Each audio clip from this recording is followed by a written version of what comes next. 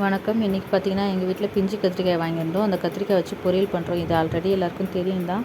இருந்தாலும் அந்த கத்திரிக்காயில் வந்து பொரியல் பண்ணணுன்னு ரொம்ப நாள் ஆசை. ஸ்டவ் ஆன் பண்ணி கடாயை வச்சுட்டு எண்ணெய் ஊற்றிட்டு கடுகு, பூண்டு, வெங்காயம், தக்காளி, கருவேப்பிலை, கொத்தமல்லி இதெல்லாம் சேர்த்து நல்லா வதக்கி வந்த பிறகு பிஞ்சு கத்திரிக்காயை கட் பண்ணி இதில் சேர்த்துக்கோங்க. இதையும் சேர்த்து நல்லா வதக்கி விட்டுருங்க.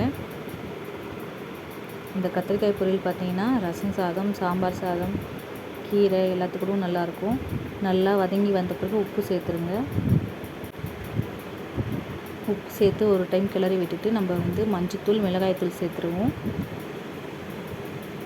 கத்திரிக்காய் பொரியல் போலவும் இதை செய்யலாம். இல்லைனா நீங்கள் நல்லா வந்து தொக்கு மாதிரி செஞ்சு எடுக்கலாம். தொக்கு நல்லா சுண்ட விட்டு எடுத்திங்கன்னா நல்லா சூப்பராக இருக்கும் கத்திரிக்காய் பொரியல். மிளகாய்த்தூள், மஞ்சத்தூள், உப்பு போட்டு ஒரு டைம் கிளறி விட்டுருங்க கத்திரிக்காயை. அதுக்கப்புறமா வந்து நம்ம தண்ணி சேர்த்துருவோம்.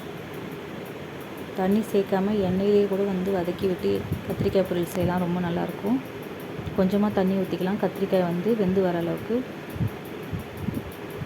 தண்ணி சேர்த்து தட்டு போட்டு மூடி வச்சுருவோம் கத்திரிக்காயை. இப்போ திறந்து பார்ப்போம் வெந்துருச்சான்னு சொல்லிட்டு. பாதி அளவுக்கு கத்திரிக்காய் வெந்துருச்சு. நல்லா தண்ணி சுண்டி வரட்டும். லாஸ்ட்டாக கொத்தமல்லி போட்டு நல்லா கிளறிட்டு ஸ்டவ் ஆஃப் பண்ணிடலாம்.